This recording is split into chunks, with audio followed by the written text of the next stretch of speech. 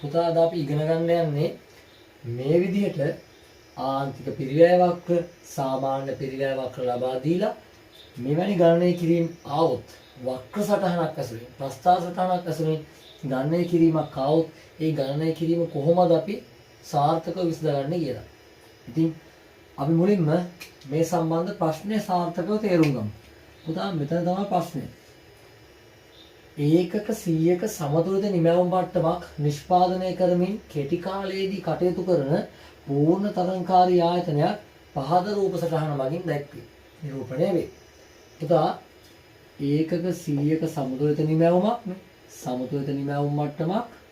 ඒ වගේ මේක පූර්ණ තරංකාරී ආයතනයක්.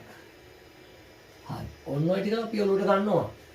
අපි මුලින්ම බලන්න ඕන පුතා පූර්ණ තරංකාරී ආයතනයක් සමතුලිත වෙන්නේ මොන අවස්ථාවේද කියලා. පුතා පූර්ණ තරංකාරී ආයතනයක් සමතුලිත තත්ත්වයට පත්වන්නේ MR සමානයි MC වන කොන්දේසිය යටතේ. MR සමානයි MC වන කොන්දේසිය යටතේ. ඒ කියන්නේ ආන්තික අයභාරය ආන්තික පිරිවැයට සමාන වන තැනදී පූර්ණ තරංකාරී ආයතනයක් සමතුලිත තත්ත්වයට පත් වෙනවා.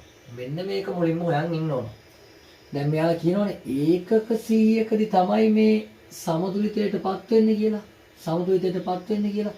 එහෙනම් ඔයා නිමැවුම් ප්‍රමාණය ඒකක 100ට ගිහිල්ලා ඒ යටතේ MR MC සමාන වෙන තැන හොයන්න ඕන. පුතා මෙන්න මේ විදිහට තිරස් රේඛාවන් තියෙනවා. මේවා MR වක්‍ර විදිහට තමයි අපි හඳුන්වන්නේ. මේ විදිහට තියෙන තිරස් රේඛාවන් අපි MR වක්‍ර විදිහට තමයි හඳුන්වන්නේ. මේ තියෙන තිරස් රේඛාවන් අපි MR වක්‍ර විදිහට හඳුන්වනවා. එහෙනම් පුතේ අපි දැන් හොයාගන්න ඕන ඒකක 100ක් යටතේ MR සමානයි MC වෙන සමතුලිත නිමැවුම් මට්ටම් බෙහිවන කොන්දේසිය. එහෙනම් ඒකක 100ක් යටතේ ඔයා ඉහළට ගමන් කරන්න. MR වක්‍රයත් එක්කලා MC වක්‍රය කැපෙන්නේ නැහැ මේ. ඒකක 100 යටතේ MC වක්‍රය යන්නේ මෙහෙන්. MR වක්‍රය යන්නේ මෙහෙන්. එහෙනම් එතන ඡේදනය වෙන්නේ නැහැ. ඒ කියන්නේ සමතුලිතයක් හටගන්නේ නැහැ කියන එක. ආයෙ ටිකක් ඉහළට ගමන් කරන්න. මෙතනත් MR වක්‍රයත් එක්කලා MC වක්‍රය ඡේදනය වෙන්නේ නැහැ. ඒකක 100ට යටතේ ඒකක 100ක් යටතේ MR වක්‍රයයි MC වක්‍රයයි ඡේදනය වෙන්නේ නැහැ. තවදුරටත් ඉස්සරහට යන්න ඉහළට යන්න. තවදුරටත් ඉහළට යද්දී ඔයාලට පේනවා MR වක්‍රයයි MC වක්‍රයයි දෙකම මෙතන ඡේදනය වෙනවා. දැක්කද? MR වක්‍රයයි MC වක්‍රයයි දෙකම මෙතන ඡේදනය වෙනවා. එහෙනම් පුතේ මෙතන තමයි මෙන්න මේ ලක්ෂ්‍යදී තමයි පූර්ණ තරංකාරී ආයතනය සමතුලිත තත්ත්වයටපත් වෙන්නේ. අපි එතෙන්ට E දාගමු. සමතුලිතයටපත් වුණා කියන්නේ E දාගමු. එහෙනම් දැන් සාර්ථකයි මෙන්න සමතුලිත මිල මෙන්න සමතුලිත ප්‍රමාණය. අපි මුලින්ම අහන්නේ මෙන්න මේ ගැළපීම් ටික අපි හඳුනාගත්තට පස්සේ අපි ප්‍රශ්න වලට යමු. සමතුලිත නිමැවුමේදී නේ සමතුලිත නිමැවුමේදී පහත සඳහන් දේ ගණනය කරන්න. මුලින්ම තියෙන මොකද්ද? ආයතනයේ ලබන මුළු අයභාරය. පුතා මුළු අයභාරය හොයන්නේ කොහොමද? මුළු අයභාරය හොයන්නේ P ගුණ කිරීම Q කියන සූත්‍රය. අපි යමු ඒ ප්‍රශ්නයේට මුළු අයභාරය සමානයි P ගුණ කිරීම Q. පුතා දැන් අපි සමතුලිත වෙච්ච අවස්ථාවේදී මේ වෙන්නේ වැඩි. සමතුලිතයේදී P කීයද පුතා? සමතුලිතයේදී P 60යි. සමතුලිතයේදී Q කීයද? ඒකක 100යි. ඒක ගානේ තියෙනවනේ. 100ක සමතුලිත නිමැවුම් මට්ටමක් නේ. MR සමානයි MC වෙන අවස්ථාවේ තිබ්බ ඒකක ප්‍රමාණය 100යි.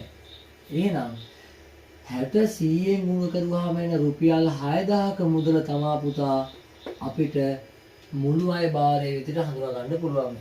එහෙනම් ආයතනයේ සමතුලිතයේදී ලබන මුළු අය භාරය තමා පුතා රුපියල් 6000ක මුදල. එහෙනම් අපි අය භාරය හොයාගත්තා.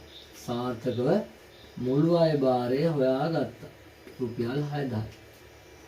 ඊට පස්සේ අපි හොයන්න යනවා ආයතනයේ මුළු පිරිවැය. පුතා ආයතනයේ මුළු පිරිවැය හොයන්නයි දැන් අපි යන්නේ. ආයතනයේ මුළු පිරිවැය හොයන්නේ කොහොමද කියලා අපි බලමු. මුළු පිරිවැයට අපි කියනවා total cost කියලා.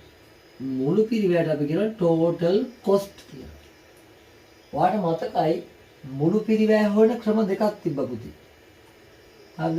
මුළු පිරිවැය හොයන ක්‍රම දෙකක් තිබ්බා. මම මේ පැත්තට ගන්නම්කෝ. මුළු පිරිවැය අපි ඉන්නේ B ගාන මුළු පිරිවැය හොයන්න පුළුවන් පුතා TFC ධන TVC. ඒ කියන්නේ මුළු පිරිවැය හොයන්න පුළුවන් මුළු ස්ථාවර පිරිවැයයි මුළු විචල්්‍ය පිරිවැයයි දෙකේ එකතුයි. එහෙමත් හොයන්න පුළුවන්. තවත් විකල්ප ක්‍රමයක් තියෙනවා. පුතා TC හොයන්න පුළුවන් ATC ගුණ කිරීම Q කියන සූත්‍රෙනුත්. දැන් අපි මේ සූත්‍ර දෙකෙන් ගැළපෙන සූත්‍රයක් යොදාගෙන ආයතනයේ මුළු පිරිවැය හොයමු. ආයතනයේ මුළු පිරිවැය හොයමු. අපි සමතුලිත නිමැවුම් මට්ටමේ සමතුලිත අවස්ථාවේදී ඉන්නේ. අපි MR සමානයි MC වෙන කොන්දේසි සපුරනවා ඒකක 100දී.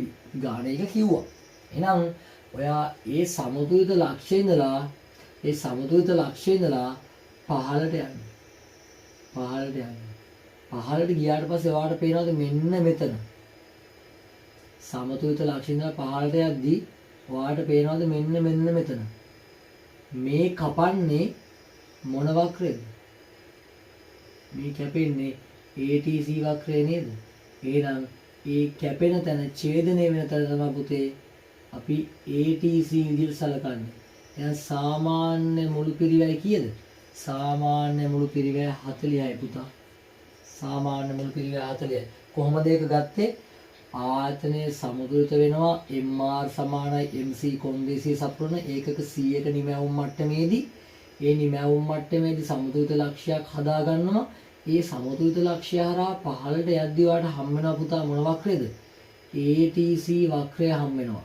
එතකොට ATC වක්‍රය සමතුලිත ලක්ෂ්‍ය හරහා ලම්බකව ඡේදනය වෙන තැන හොයාගෙන ඒක හරහා වමට එනවා. වම් පැත්තට ගමන් කරනවා. එතකොට අපිට හම් වෙනවා රුපියල් 40ක සාමාන්‍ය මුළු පිරිවැයක්. එහෙනම් ATC වල අගය කීයද? සාමාන්‍ය මුළු පිරිවැය අගය කීයද? ඒ රුපියල් 40යි.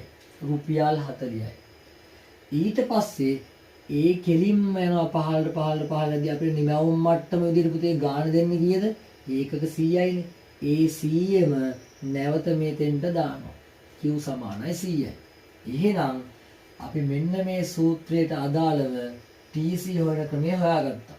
එහෙනම් ATC 40යි Q 100යි 40 100 ගුණා පුතා රුපියල් 4000ක මුළු පිරිවැයක් එනවා. එතකොට මුළු පිරිවැය කීයද? රුපියල් 4000යි. රුපියල් 4000යි. එහෙනම් අපි සාර්ථකව මුළු පිරිවැය දැන් හොයාගත්තා. ඊට පස්සේ ආයතනයේ මුළු ස්ථාවර පිරිවැය හොයන්නයි යන්නේ. අපි ආයතනයේ මුළු ස්ථාවර පිරිවැය හොයමු.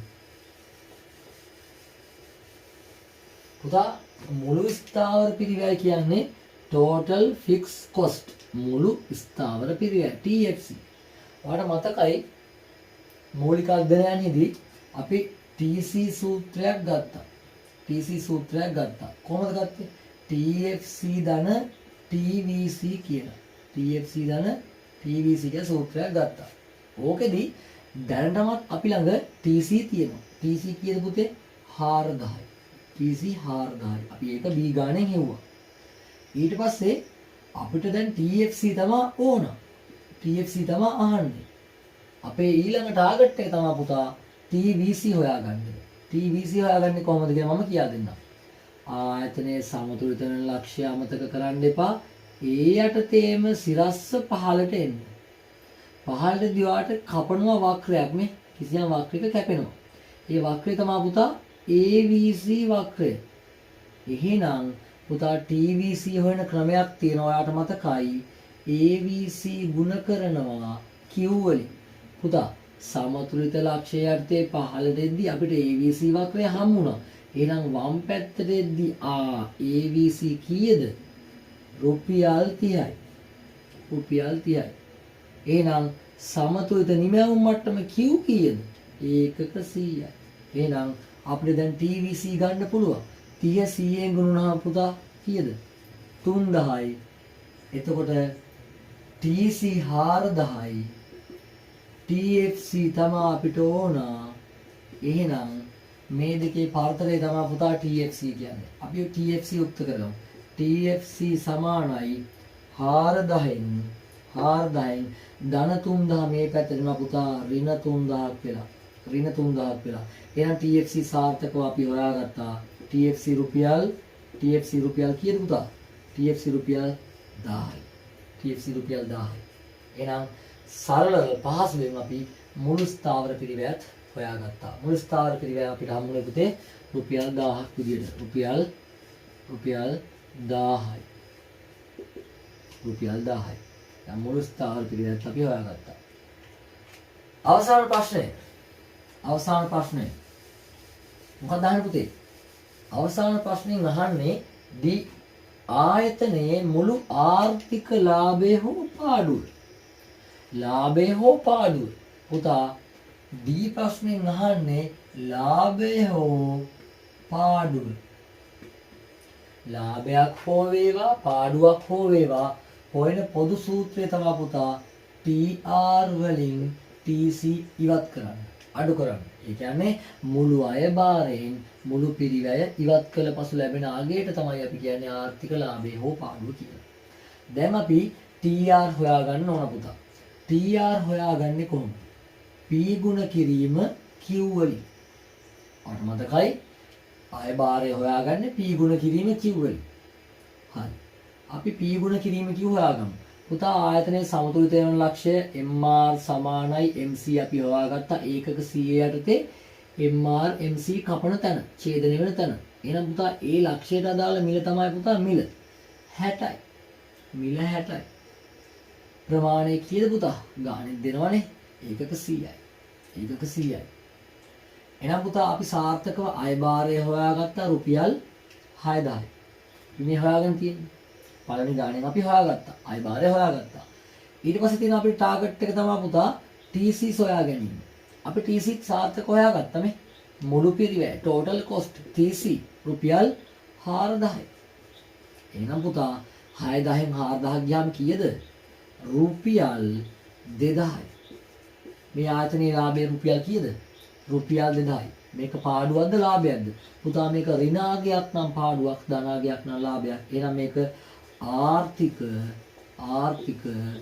ලාභයකි. ආර්ථික ලාභයකි. එහෙනම් පාඩුවක් නෙමේ තියෙන පුතා රුපියල් 2000ක ලාභයක්. රුපියල් 2000ක ලාභයක්. ඉතින් පුතා මෙන්න මෙහෙම තමයි සාර්ථකව ආන්තික පිරිවැය සහ සාමාන්‍ය පිරිවැය වක්‍ර කලවම් වෙච්ච ප්‍රස්තාව සටහනක් ආවොත් ඒ ප්‍රස්තාව සටහනෙන් අහන්න පුළුවන් ගණනය කිරීම වලට සාර්ථකව පිළිතුරු දෙන්නේ මෙන්න මෙහිමයි පියවරෙන් පියවර. ඉතින් මේක හොඳට පුරුදු වෙන්න සාර්ථක ක්‍රමයක් ඔබට අවශ්‍ය ලකුණු විභාගයේදී සාර්ථකව ලබා ගන්න පුළුවන්. එහෙනම් සියලු දෙනාටම ස්තුතියි ජය වේවා.